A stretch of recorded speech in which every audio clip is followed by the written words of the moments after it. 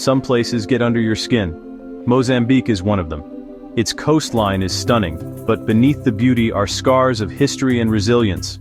Here the past isn't hidden. It's in the food, the architecture, the air. So what does it mean to truly a place like this? Is it about luxury or something more real? We're here to find out, with just $50 American. That's the challenge. How far can it take us? And what will we discover? Can you taste the soul of a country on a shoestring? That's the $50 question. This isn't just a travel vlog, it's a search for authenticity. If you're curious about the world beyond the guidebooks, you're in the right place. Let's turn the page together. The real city beats in its market, Mercado Central, Maputo. This is where the city's heart truly pulses, where every sense is awakened and every corner tells a story. Here, the air is thick with the scent of ripe mangoes, fiery piri-piri, and the salty tang of the sea. The aroma alone is enough to make your mouth water, promising flavors both familiar and new. It's chaos and color, a living symphony of movement and sound. Every stall bursts with produce, every corner alive with laughter and bargaining. You're swept along narrow aisles, voices chanting prices in Portuguese and local dialects, the rhythm of commerce echoing all around you. The energy is infectious, drawing you deeper into the maze. Buying isn't just commerce, it's connection. Each transaction is a conversation, a moment of shared humanity between vendor and visitor. My first purchase, a handful of warm, salty cashews, roasted right before my eyes. The taste is simple, but the experience is rich. The vendor grins, and we share a laugh over the price. It's a small moment, but it bridges worlds. This is where you find real food. Frango asado sizzling on a street grill, the smoke curling into the air, drawing hungry crowds.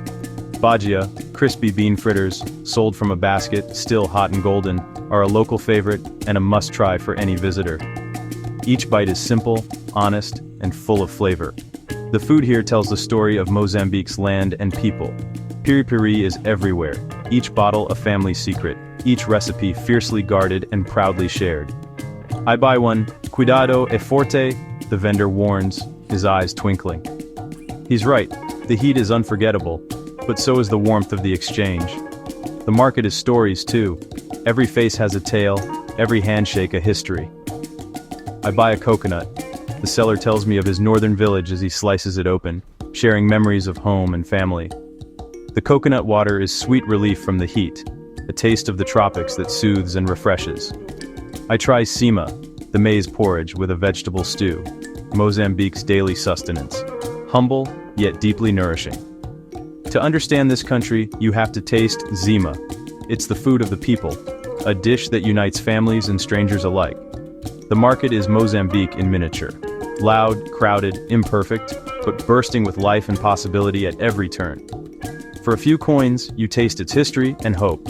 Every meal is a link to the past and a promise for the future. I've spent maybe $5, eaten like a local, and connected with people through food, laughter, and shared experience.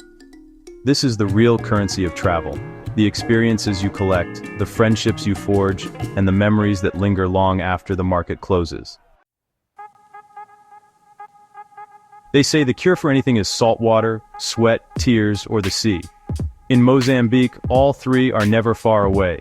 Here, the ocean is more than just a backdrop. It's woven into daily life, a source of healing and inspiration. In Mozambique, the sea is everything. It shapes the rhythm of the day, the flavor of the food, and the stories people tell. After the market's chaos, we head to Tofo Beach, a place still untouched by mass tourism. The market's noise fades, replaced by the hush of waves and the call of distant seabirds. The journey is by Chapa, a packed minibus full of locals, produce, and stories. Every bump in the road is a reminder that adventure is found in the journey as much as the destination. Arriving in Tofo feels like stepping into a dream. White sand, warm ocean, dhows on the horizon. The air is thick with salt and possibility. The best part? It's free. Here, the simple act of walking along the shore feels like a luxury. I rent a snorkel for a few dollars from a local on the beach. No paperwork, just trust. The exchange is quick, friendly, and full of smiles. Underwater, it's another world. Schools of fish, vibrant coral, and shafts of sunlight dancing through the blue. A silent city of life, where every corner hides a new wonder, and the only sound is your own breath. The real draw here is the megafauna. Whale sharks and manta rays. These gentle giants glide through the water, reminding you how small you are in their world. I can't afford the big tour, but just knowing they're out there adds magic. The possibility lingers in every wave, every ripple. Instead, I join a fisherman for a simple boat ride. The boat is small, but the experience feels vast. We float, sharing smiles and stories without words. Sometimes, the best conversations happen in silence, with only the sea as witness. From the water, the coastline is even more breathtaking. Lush, wild, and seemingly endless, it's a view that makes you feel both free and connected. The engine cuts, and we drift in peace. Just the slap of water and distant seabirds. Time slows, and worries fade away. Back on shore, the beach comes alive as fishermen return, and the community gathers for the day's catch. Laughter and stories fill the air, and the sense of belonging is unmistakable. The sky explodes in color at sunset, a spectacle that costs nothing. Each evening, nature puts on a show for anyone willing to watch. These quiet moments of connection are what travel is all about. In Mozambique, the saltwater cure is real, healing, humbling, and unforgettable. Mozambique's soul is woven into its art, music, and stories, echoing through every street and every gathering. The culture here is a vibrant tapestry, ancient traditions interlaced with colonial influences, and a fierce, hard-won independence that shapes daily life. You can feel it on Maputo's street corners, where the lively sounds of marabenta music blend African rhythms with Portuguese folk, creating something entirely Mozambican. Art bursts from every surface, on city walls, in roadside sculptures, and in the hands of artists who transform everyday life into creative expression. At Asociação Núcleo de Arte, I meet an artist who shares the story of the Throne of Weapons, a powerful sculpture made from decommissioned guns, standing as a symbol of peace and hope after years of conflict. Here, art is more than decoration. It's necessity. It's therapy for the soul, a form of protest, and a celebration of survival and unity. In a remote village, I witnessed the Tufo dance. Women in vibrant capulanas, faces painted with intricate designs, moving gracefully to the rhythm of ancient songs passed down through generations. This dance isn't performed for tourists, but for themselves, a living tradition, a way to preserve and honor their heritage in a rapidly changing world. Festivals pulse through the culture, from grand citywide events to spontaneous street parties that erupt with music and laughter, uniting communities in celebration. I stumble into a block party, panza music blaring from speakers, people of all ages dancing, kids weaving through the crowd, and old men nodding to the beat, their faces lit with pride. I buy a carved wooden bird from a young artisan, a symbol of freedom, a piece of his story, and a reminder of the creativity that flourishes here. Cultural immersion in Mozambique isn't about expensive tours, it's about being open, listening, and showing respect for the people and their traditions. Every dance, every song, every carving is a thread in Mozambique's rich tapestry, connecting past and present. The rhythms seep into your blood, telling a story of resilience, joy, and the unbreakable spirit of the Mozambican people. It's a story you have to feel with your heart, not just read about. A living, breathing culture that welcomes you in. After a long day, you need a place to rest. Accommodation can drain your budget, but in Mozambique, look beyond the big hotels. Guest houses, pensões, and hostels offer more than just a bed, they're windows into local life. I find a place through a market recommendation. Faded, simple, but clean and safe. Sophia, the owner, welcomes me with a tired smile. Her home becomes mine for the night. The room is basic, bed, fan, mosquito net, shared bathroom. But it's all you need. The courtyard is alive with her children playing and the smell of home-cooked food. Breakfast is included. fresh pão, butter, jam, and strong coffee, shared with Sophia's family.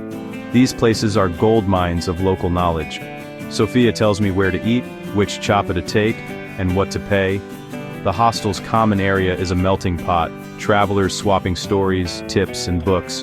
You form a temporary tribe, united by the road. Staying here means you're part of the neighborhood, not just a visitor. For a few dollars a night, you get more than a bed. You get connection, stories, and a glimpse of real life. Hospitality isn't about luxury. It's about a shared meal, a warm smile, and feeling at home. Food is the fastest way to connect with a country's soul. In Mozambique, every meal tells a story of land, sea, and survival. We skip the fancy restaurants and head to a family-run eatery, plastic chairs, chalkboard menu, locals at every table. The star dish, matapa, a green stew of cassava leaves, garlic, coconut milk, and peanuts. It's creamy, savory, and deeply satisfying, sometimes with prawns or crab for a briny kick. Served with sima, the maize porridge, it's the taste of home. Eating shima is tactile. Roll it, scoop the stew, eat with your hands. Another classic, galinha à zambeziana, chicken marinated in coconut milk, garlic, and lime, grilled over charcoal. The flavors are simple, fresh, and full of care. The meal is a feast. Matapa, chicken, rice, enough for two, under $10. Good food here isn't expensive. It's honest and made with love. I wash it down with a cold Laurentina beer, the perfect finish. Around me, families laugh and share food. The restaurant is a hub of community. Every bite connects me to the land and the people who work it. This meal brings together everything I've seen: market produce, ocean seafood, tradition, and family. It's the taste of Mozambique. $50. Enough to taste, feel, and connect with Mozambique. The most valuable things aren't bought. They're the moments of connection and discovery. Mozambique doesn't just show its beauty, it makes you feel it. This is just one story in a vast world. If you crave the real and the unpolished, stick around. Subscribe. Our journey isn't over. More markets, more meals, more truths await. Thanks for coming along. I hope you're inspired to see the world differently. Maybe even visit Mozambique yourself. The world is waiting. See you on the next one.